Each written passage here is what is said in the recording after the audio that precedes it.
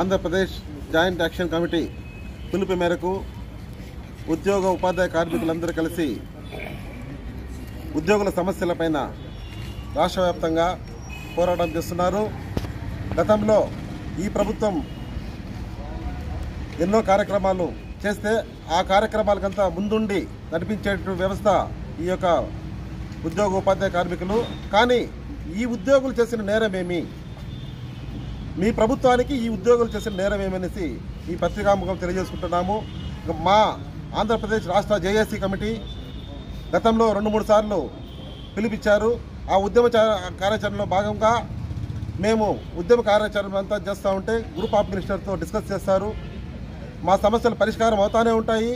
అదేవిధంగా చెప్తారు, కానీ ఏది చేయరు. ఇప్పుడు అందులో భాగంగానే ఇప్పుడు ఇచ్చిన ఉద్యమ కార్యాచరణ భాగంగా మార్చి 31 లోపల కొన్ని సమస్యలు తీరుస్తామన్నారు. కానీ ఏది తీర్చే ఉద్దేశం లేదు.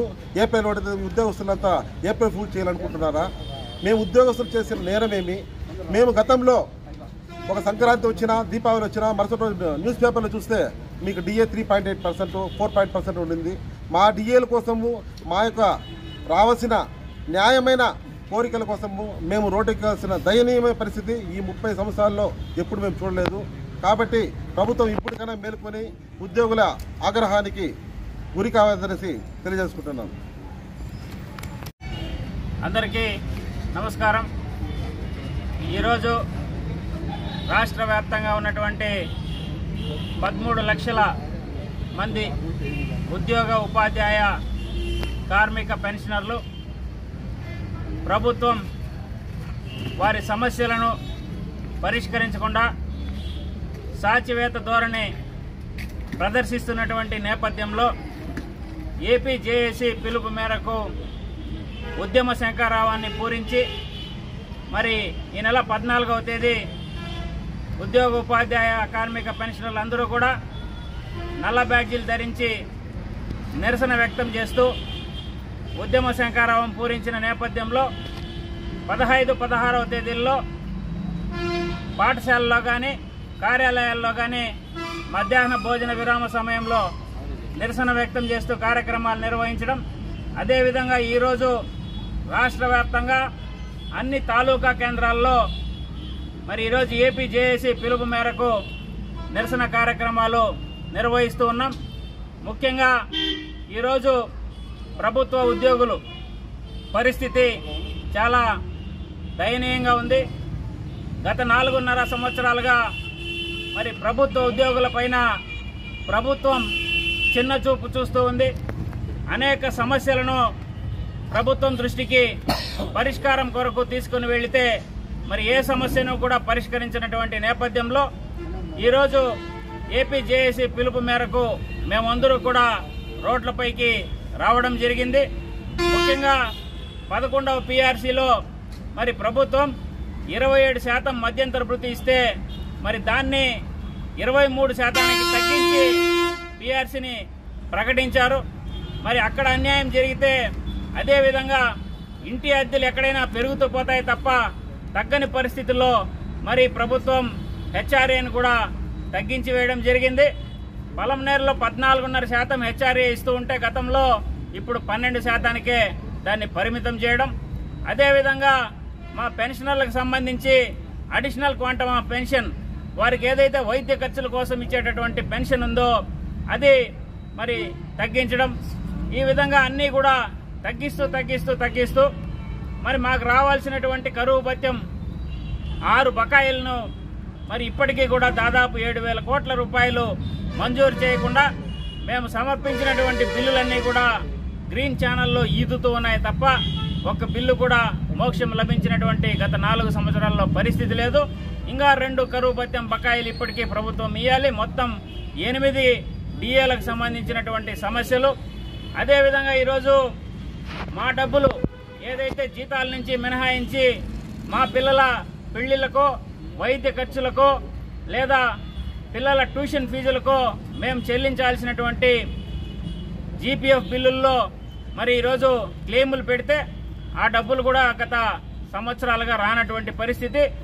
APGLI ఇన్సూరెన్స్ డబ్బులు కూడా క్లెయిములు పెడితే మరి 16,000 కోట్ల రూపాయల మూలధనం ఉన్నటువంటి ఏపీజీఎల్ఐని కూడా ఈరోజు మరి ఆ వెబ్సైట్ని కూడా క్లోజ్ చేసి మేము క్లెయిములు పెట్టడానికి కూడా లేకుండా చేసినటువంటి పరిస్థితి. మా సిపిఎస్ ఉద్యోగులు వారి జీతాల్లో నుంచి 10% జీతాల నుంచి మినహాయిస్తున్నారు. దానికి మ్యాచింగ్ గ్రాంట్గా ప్రభుత్వం 10% వేసి వారి ఖాతాల్లో జమ చేయాలి. మరి దానికి మ్యాచింగ్ గ్రాంట్గా వేసే 10% వేయకుండా ప్రభుత్వ ఉద్యోగుల నుంచి 10% మినహాయించి ఆ సొమ్మును కూడా ప్లాస్టిక్ ఖాతాల్లోకి వేయకుండా ఈరోజు మరి ఆ సొమ్ములు ఎక్కడ పోతున్నాయో ఏం చేస్తున్నారో అర్థం కానటువంటి పరిస్థితి ఉంది. అదేవిధంగా ఈరోజు ఉద్యోగులకు వైద్య సేవలు అందించాలి, ఉచిత వైద్యం అందించాలనేటటువంటి ఉద్దేశంతో ఈహెచ్ఎస్ కింద పెన్షనర్లకు కానీ ఉద్యోగులకు జీతాల నుంచి కానీ ప్రతి నెల 300 రూపాయలు వసూలు చేస్తున్నారు. ఆ 300 రూపాయలకు ప్రభుత్వం 300 రూపాయలు వేసి ఉద్యోగులు ఎక్కడైతే ప్రభుత్వ ప్రైవేట్ ఆసుపత్రుల్లో వైద్యం చేసుకుంటారో ఆ ప్రైవేటు హాస్పిటల్కి బిల్లులు చెల్లించాల్సినటువంటి ప్రభుత్వం ఈరోజు ఆ బిల్లులు కూడా చెల్లించడం లేదు. ఈరోజు ఉద్యోగి వైద్య కార్డు తీసుకొని ఈహెచ్ఎస్ కార్డు తీసుకొని హాస్పిటల్కి వెళ్తే ఏ హాస్పిటల్లో కూడా వైద్యం అందనటువంటి పరిస్థితి, వైద్యం చేయనటువంటి పరిస్థితి.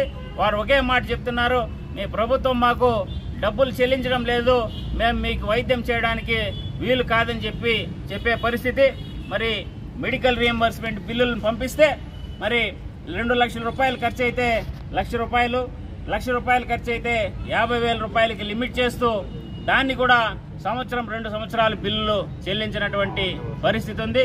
అదేవిధంగా ఈరోజు పదవీ విరమణ చెందినటువంటి ఉద్యోగులకు సంబంధించి గ్రాట్యుటీ వారి విరమణ చెందిన తర్వాత వారి పిల్లల మరి ఖర్చులకో వైద్య ఖర్చులకో గ్రాట్యుటీని చెల్లిస్తారు. దాన్ని కూడా ఈరోజు 4 సంవత్సరాల తర్వాత చెల్లిస్తాం, 3 సంవత్సరాల తర్వాత చెల్లిస్తామని చెప్పి బాండ్ల రూపంలో ఇస్తున్నారు కానీ డబ్బుల రూపంలో ఇవ్వడం లేదు. ఈ విధంగా ఒక్కొక్క విషయాన్ని చెప్పుకుంటూ పోతే ఈరోజు అనేక సమస్యలు. మరి 1వ తేదీ జీతాలు ఇవ్వాలని చెప్పి కూడా చివరికి అడగాల్సినటువంటి ధర్నా శిబిరం పెట్టి అడగాల్సినటువంటి పరిస్థితి.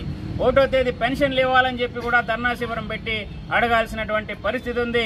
14, 15 తేదీల్లో కూడా మరి కొంతమందికి పడుతూనే ఉండేటటువంటి పరిస్థితి ఈరోజు ఉద్యోగ ఉపాధ్యాయ కార్మిక పెన్షనర్లకు ఉంది అనేది నగ్న సత్యం.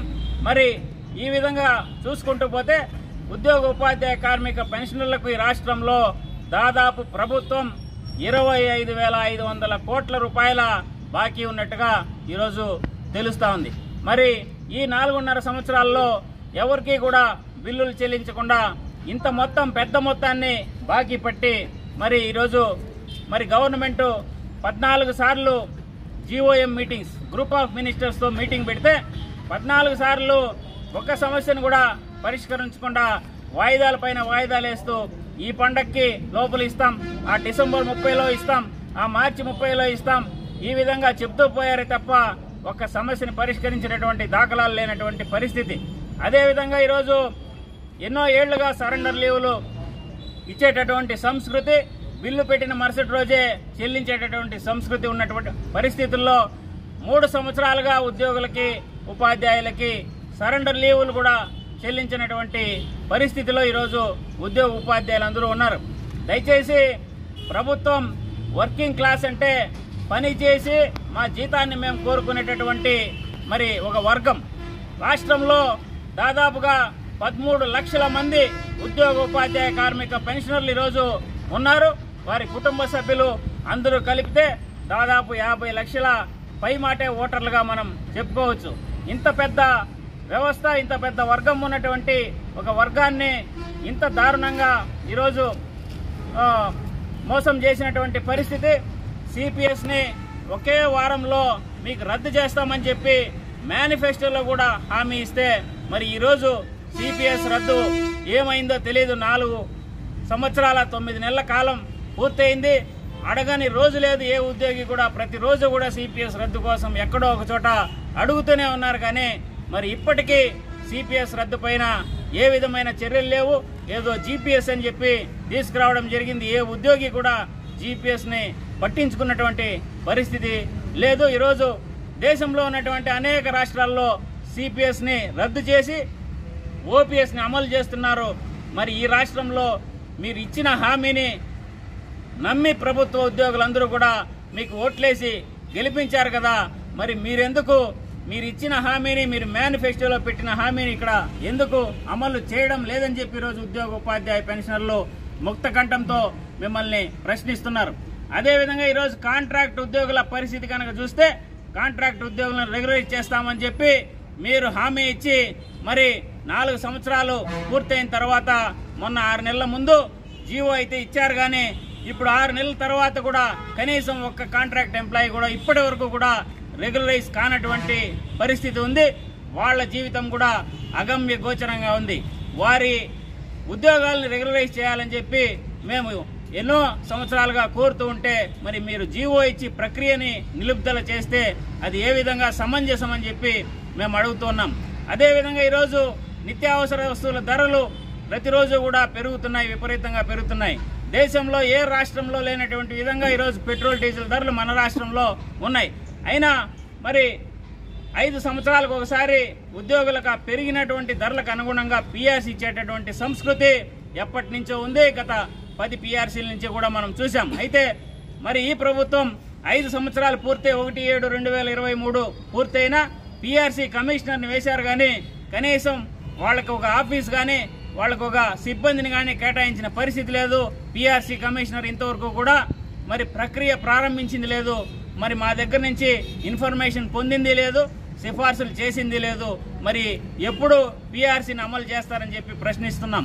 పిఆర్సీ అమలు చేసే వరకు 30% మధ్యంతర భృతిని ప్రకటించాలని చెప్పి ఈ సందర్భంగా పలమనేరు జేఏసీ తరపున రాష్ట్ర వ్యాప్తంగా ఉన్నటువంటి జేఏసీలందరూ కూడా ఈరోజు ముక్తకంఠంతో డిమాండ్ చేస్తూ ఉన్నారు.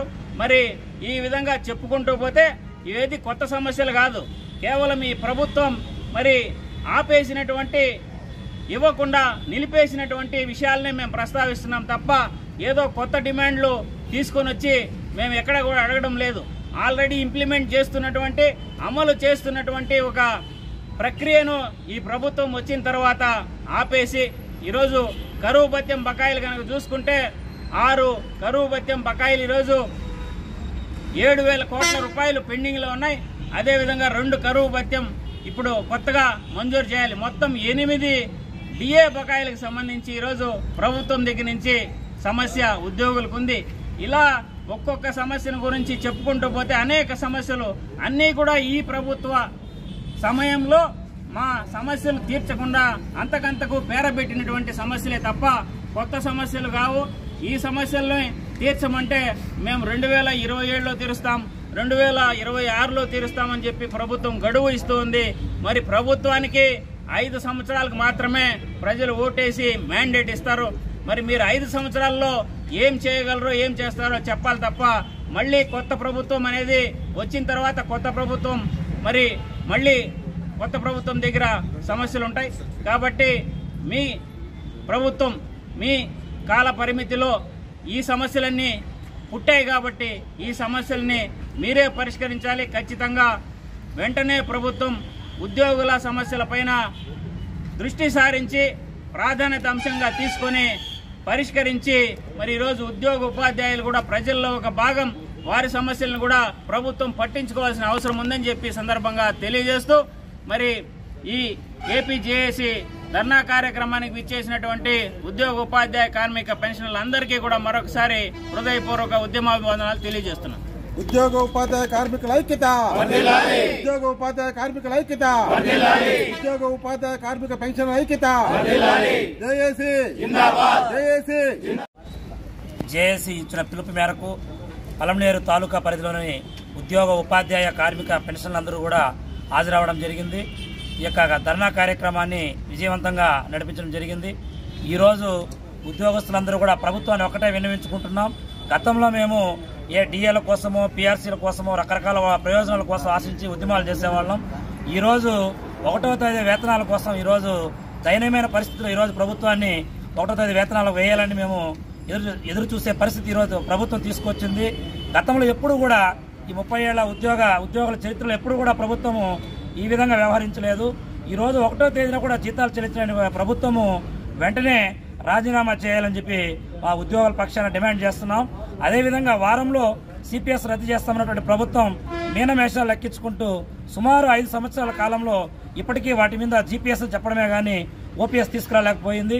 ఈరోజు ఏదైతే ప్రభుత్వం మేనిఫెస్టో రిలీజ్ చేసిందో అందులో 14 పాయింట్లో కూడా ఒక్క పాయింట్ కూడా ఉద్యోగులకు సంబంధించి నెరవేర్చలేదు.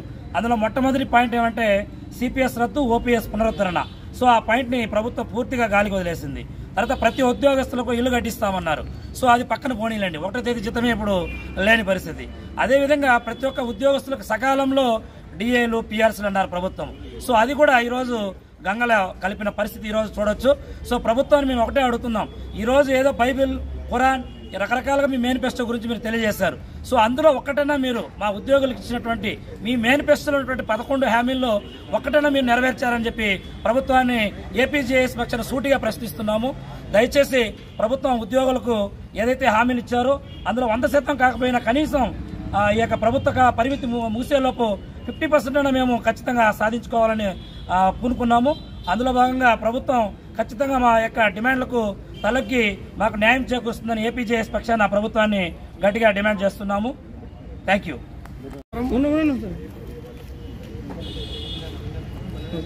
జేఏసీ జిందాబాద్, జేఏసీ మామూలుగా మానవుడు భూమిపైన జీవం పోసుకున్నప్పుడు పూర్వజన్మలో ఉండేటువంటి కర్మను అనుభవిస్తాడనమాట. కానీ మన ఉద్యోగస్తులు పూర్వం చేసుకునేటువంటి కర్మను ఇప్పుడు అనుభవిస్తున్నాం. మనకు రావాల్సిన బకాయిల గురించి అడగడం కాకుండా 1వ తేదీ జీతాలు, పెన్షన్లు వస్తే చాలు అనే పద్ధతిలో మనం ఉన్నాము. ప్రభుత్వం ఏం చేస్తూ ఉందంటే అద్దంలో చందమామను చూపించి ఇదే మీకు పట్టుకోండి, తీసుకోండి అనే లెక్కలో ఉందే కానీ జీవో ఇచ్చినా కూడా మాకు ఫలితం లేదు. మా అకౌంట్లో పడితేనే మాకు లెక్క, కానీ లేకపోతే లేని పరిస్థితి ఉంది. కాబట్టి ప్రభుత్వం ఇప్పటికైనా కళ్ళు తెరిచి మేము కొత్తగా ఏమి అడగడం లేదు, మాకు రావాల్సినటువంటి బకాయిలను మాత్రమే అడుగుతూ ఉన్నాము, వాటిని ఇవ్వాల్సిందిగా కోరుతున్నాం. రోజున ఏపీజేఏసీ పిలుపు మేరకు గ్రామవార్డు సచివాలయ ఉద్యోగుల తరపున ఏపీజేఏసీ ధర్నా కార్యక్రమంలో పాల్గొనడం జరిగింది. ఈ సందర్భంగా ప్రభుత్వాన్ని మేము విన్నవించేది ఏమన్నట్లయితే, ఏదైతే మా యొక్క నియామక పత్రంలో మాకు నియమించిన తేదీ నుండి 2 సంవత్సరాలు పూర్తయ్యే నాటికి మీ యొక్క ప్రొవిజన్ కంప్లీట్ చేసి పే స్కేల్ ఇస్తామనేటటువంటి నియామక పత్రాన్ని అందించారు. కానీ అక్కడ 9 నెలలు ఆలస్యం చేసి 9 నెలలు పే స్కేల్ అనేటటువంటి దానికి దూరం చేసినటువంటి పరిస్థితి ఉంది. కావున ఆ పే స్కేల్ 9 నెలలు ఆలస్యం చేసినటువంటి దాన్ని ఆరియర్స్ రూపంలో గ్రామవార్డు సచివాలయ ఉద్యోగులకి చెల్లించాలనేసి ప్రభుత్వానికి మేము ఈ సందర్భంగా తెలియజేస్తున్నాము. అదేవిధంగా గతంలో ఏదైతే అప్రెంటిస్ విధానం అనేటటువంటిది పెట్టి టీచర్లు నియామకం చేశారో అప్పుడు ఆ యొక్క అప్రెంటిస్ విధానంలో ఎవరైతే ఉద్యోగం చేశారో వాళ్ళందరికీ కూడా నోషనల్ ఇంక్రిమెంట్స్తో కూడుకున్నటువంటి పే స్కేల్ అనేటటువంటిది అమలు చేయడం జరిగింది. కావున 2 నోషనల్ ఇంక్రిమెంట్స్ అనేటటువంటివి గ్రామవార్డు సచివాలయ ఉద్యోగులకి ఇచ్చి వారి యొక్క జీవితాల్లో వెలుగును నింపాల్సిందిగా ఈ యొక్క సందర్భంగా తెలియజేస్తున్నాము. అదేవిధంగా గ్రామవార్డు సచివాలయ ఉద్యోగులు చాలా రోజుల నుండి ఆశిస్తున్నటువంటిది ఏమన్నట్లయితే ఆ యొక్క ప్రస్తుతం అందుకుంటున్నటువంటి ఏదైతే పే స్కేల్ అనేటటువంటిది ఉన్నదో అది రికార్డ్ అసిస్టెంట్ కంటే తక్కువగా ఉన్నటువంటి పరిస్థితి ఉన్నది. ఇప్పుడు ఉన్నటువంటి ఉద్యోగులందరూ కూడా మినిమం డిగ్రీ చేసినటువంటి ఉద్యోగులు కాబట్టి వారందరికీ కూడా minimum junior assistant pay scale అందించే విధంగా ఈ యొక్క ప్రభుత్వం చర్యలు తీసుకోవాలని ఈ సందర్భంగా ఈ సమావేశం దృష్టికి తీసుకొచ్చి ప్రభుత్వానికి తెలియజేస్తున్నాము.